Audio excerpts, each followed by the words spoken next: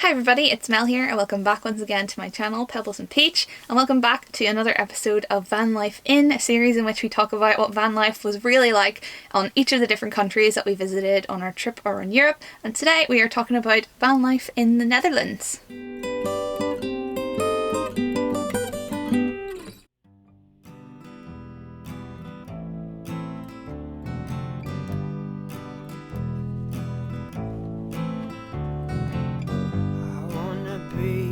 Hollywood star. I want to drive an expensive car, but I won't grow up for a while, and I won't be putting on a smile for free for friends or family, rather hosting parties privately with you. Ooh.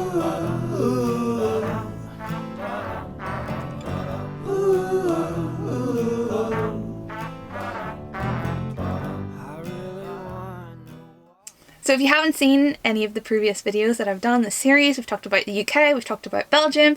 All the series in every single one of these videos will be linked in the description box, so you can find them there if there's another country you're interested in. So eventually, once we've got through all the different countries, there will be a big list in every one of the description boxes, so you can just find whatever country you want to have a look at and get to there. If you haven't checked out the previous videos, just to give you a little rundown of what it's about, it's basically giving you guys a true depiction of what van life was really like in the places that we stayed. So kind of like what fuel costs were like, where we shop, how expensive food was, what wild camping was like, was it easy and accessible to get showers, campsites if we did them, all that kind of stuff. So it's really to give you a proper picture of van life in those countries. And at the end as well, there's a little segment called the highlights and the Bumcheeks, and that's basically the good side and the bad side of what van life was really like in each of those countries. So today we are talking about one of the places that I've actually visited the most in my life. We're talking about van life in the Netherlands, but before we dive into the video, if you wouldn't mind taking 2 wee seconds to hit the thumbs up button below and to subscribe to my channel if you haven't already. You guys know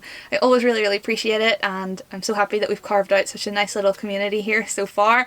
And if you hit the notification bell, it means that you won't miss out on any future uploads of my other videos or any other videos in this series. So let's just get stuck in with the first thing I usually talk about in these videos, and that is fuel. To be honest, there's nothing of note. Like, fuel prices were pretty standard. Very similar prices to just what you pay in the UK, nothing out of the ordinary, nothing super cheap, nothing super expensive. You kind of pay around £1.30, £1. So really there's nothing of note with fuel, but I think it's good for you guys, I guess, to know that anyway. So on to the next section, which is water. We generally find it okay actually to get water in the Netherlands. Like, it was definitely a lot easier than it was in like the UK, and what's good about water there is it's actually some of the cleanest water in Europe, so you rarely have to worry, although you obviously should check that it's not potable, but most of it is clean, fresh, good water. And yeah, it's very accessible in a lot of the towns and villages. Like, there's water fountains everywhere, and we actually found a couple of like camper spots where you could get water. So really in the Netherlands we didn't find finding water to be much of an issue. Now on to shopping, specifically obviously food shopping, where you can expect to buy your groceries and all that kind of thing. I really enjoyed visiting the bio markets, which are basically like just huge stores where everything is organic. Now the only caveat to that is that obviously as the quality and the organicness goes up, the prices also go up. So we find ourselves kind of getting a little balance of, oh, we'll get some organic things from the bio market, and then the rest of the time we'll maybe get stuff from like the cheaper supermarkets, which I'm going to talk about in a minute. But those markets were great, and they had like all these little juices and little like things that I like but are a little out of my budget, so we'd like visit them every so often, pop in, get some like little bits and pieces, or maybe like some snacks, like little organic snacks or bits of cheese. But like I said, they are quite expensive, but we didn't come across a bad one the whole time we were there. The other place that you can expect to shop and get your kind of general groceries. Now the thing with the Netherlands is we definitely found that grocery shopping is a little bit more expensive than we expect to pay here in like Northern Ireland or in the rest of the UK. The budget for food definitely has to go a little higher in the Netherlands. I don't know why, everything just seems to be a little bit more expensive, but still manageable. If you want to go out to eat, you can do it quite cheaply. Like, we spent as little as like €2 or €3 for chips, or on the other side whenever we went to this place called the Chicken Bar, which I highly recommend. I haven't really talked too much about restaurants, but so we met our friend Chris in Belgium. That's actually the first time that we met him, and he was traveling to Amsterdam, and we went to Amsterdam.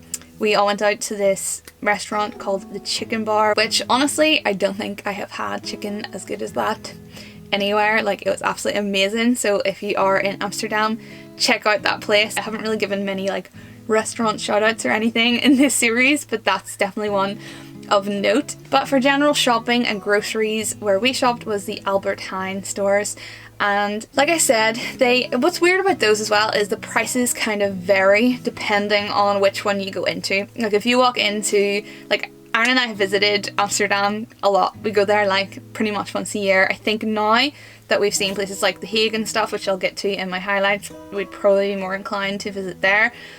But I've been to Amsterdam a lot, and if you walk into like the Albert Heijn in the centre of Amsterdam, like even the one in Central Station or something like that, it is very expensive. But if you go a little out of the way of the city, a couple of miles out, you will find cheaper products and more affordable products where actually the locals tend to shop as opposed to the tourists. So if you're going to try and get some food shopping in and you don't want to completely blow your budget, try and get a little bit out of the city centres and head towards like an Albert Heijn.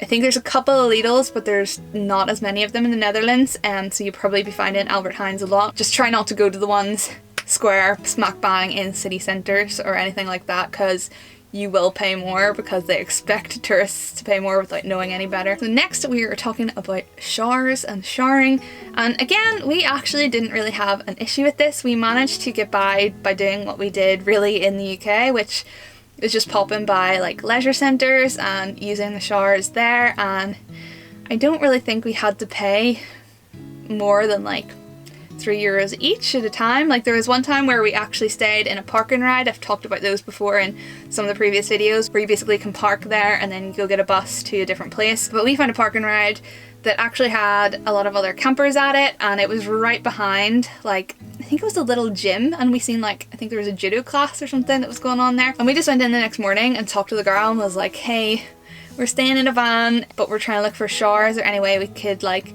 use a shower here, expecting it to be maybe like a pool or a gym shower. But literally it cost us like €1.50 each or something like that, which is so cheap.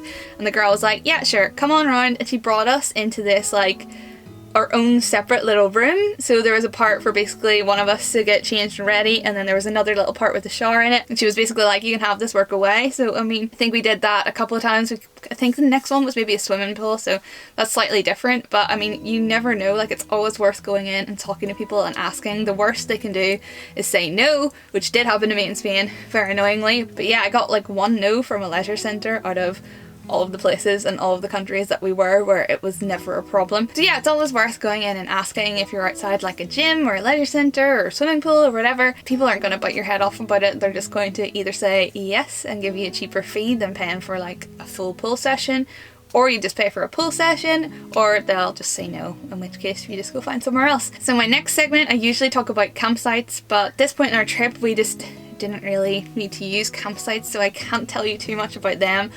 Although I would recommend using them if you can put it into budget. Reason being, wild camping and sleeping in your car is not legal in the Netherlands, and you can experience or get huge fines if you're caught doing it. So you need to be really careful if you do like us and wild camp. Like I said, I don't recommend it, just because there's a lot of people that we knew that did wild camp around there, and there's a guy that was from the Netherlands that lived in her camper van, and he was just like, if the police come to your door, just don't open it and act like you're not there. So I mean, I don't know, it kind of depends on how brave you're feeling. We got by absolutely fine, and we actually, when we visited Amsterdam, we camped like on the docks, and like we were fine. We were just like left alone, and we could get this little free boat to Amsterdam and back to our van, and it worked out absolutely fine. We went to Utrecht as well, never got caught there, and we also visited The Hague and Rotterdam, and like I said, we didn't experience a problem. The only problem with van life in Netherlands is wild camping and finding parking spaces on like Park for Night and things like that. Like, the places just aren't great. I kind of briefly mentioned this in my last video when we're talking about van life in Belgium, and it's just like Netherlands aren't known for like nature spots and parks or anything like that. So when you go wild camping, it's basically like the tiny bit of grass at the end of like a street in a very urban area. It's like at the docks at Amsterdam, which was basically like in an industrial estate. We parked, like I said, actually in that car park at the back of a gym. To be fair, there were other campers there and it was kind of set up for that, but there was nowhere that I remember staying that we were like, oh wow, this is beautiful.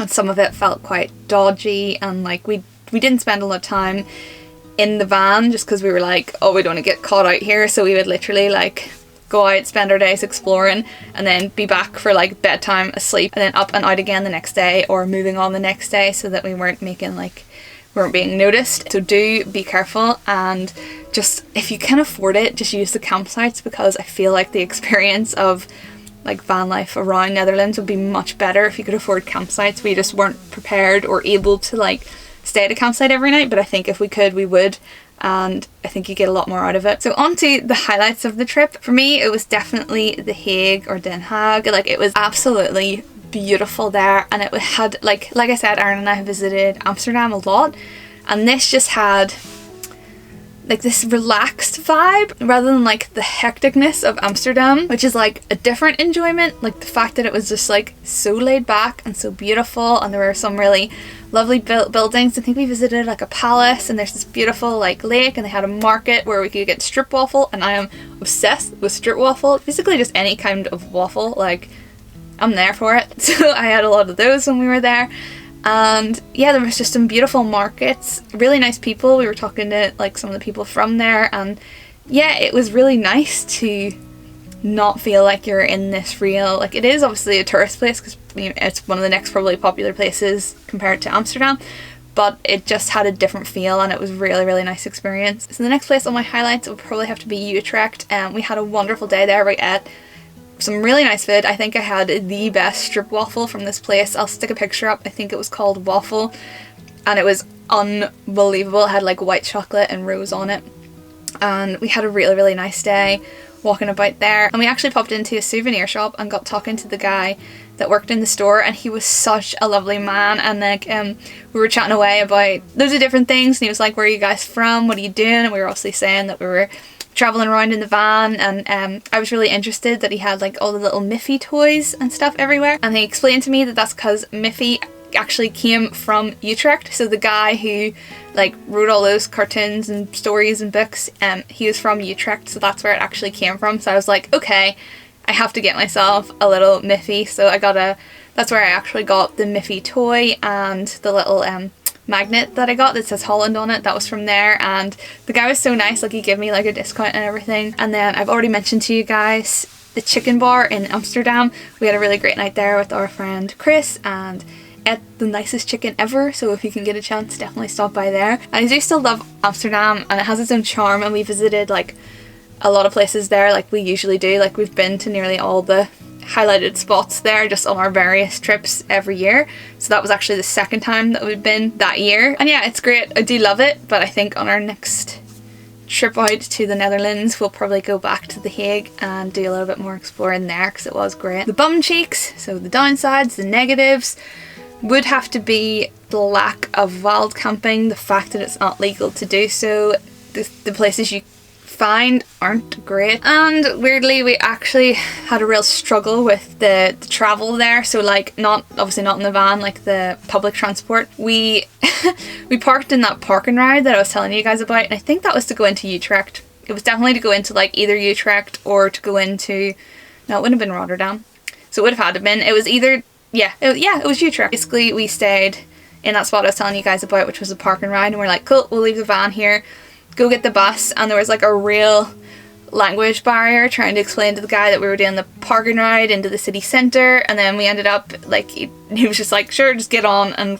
bring you to the place kind of thing. So we ended up getting the bus weirdly for free, and then we tried to figure out how we were getting back, and we got like this bus, and it was a CM bus driver, and I was like, oh, I think this is our stop, and went to push the bell, but then I heard like a ding, and I was like, oh, someone else has pushed it, we'll stop.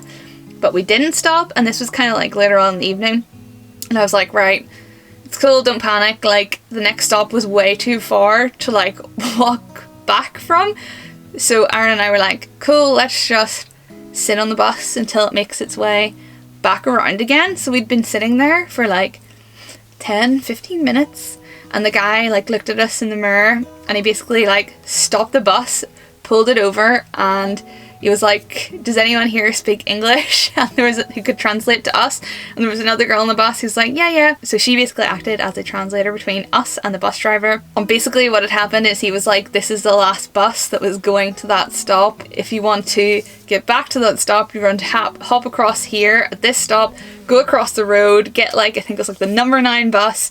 It'll take you back and you'll get to the spot. So we're like, crap, right, okay, get our stuff, go across the road, and we get on this other bus and explain to the guy like what has happened, and he's like, that's cool, the only thing is we're a totally different bus company, so you're gonna have to pay X amount, and this bus actually doesn't go back to that spot you were talking about. What we're gonna need to do is bring you into this different city, which I couldn't even remember what it was now. He's like, we're gonna have to bring you here, and then you're gonna have to get one there, and that'll bring you back to that spot. So we ended up going to that spot, and then we had to wait for like half an hour. This was maybe like 6-7 o'clock now. We're like, okay, hopefully we can get to that spot. So then we explain the situation again, and we're like, is this definitely bringing us to this place? Because we had pinned the van on Google Maps, so we knew where we were getting to, and she's like, yes, I can get you there.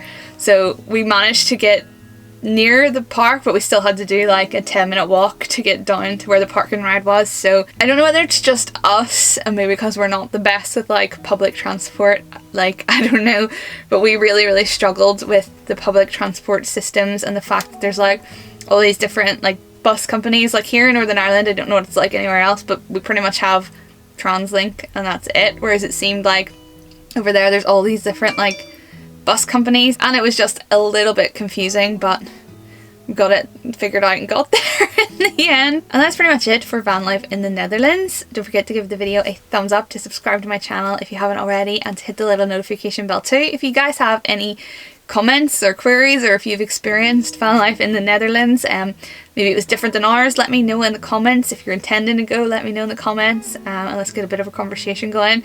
But yeah, that is our experience. So it had its ups and its downs, like most of van life does. And I'm going to do this series weekly now. I was kind of spreading it out to every other week, but I think it's taken some time to get through them. So I was like, right, let's just do it every Sunday until we get round to Spain. So next week is going to be Germany. Then after that we have Switzerland. Then after that we have Italy.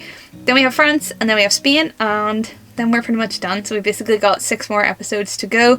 Let me know if there's anything else you want me to cover on those different countries. Leave it in the comments as well. And thank you very much for joining me, and if you've made it this far in the video, and I hope you guys are enjoying the series, and I'll see you on the next upload.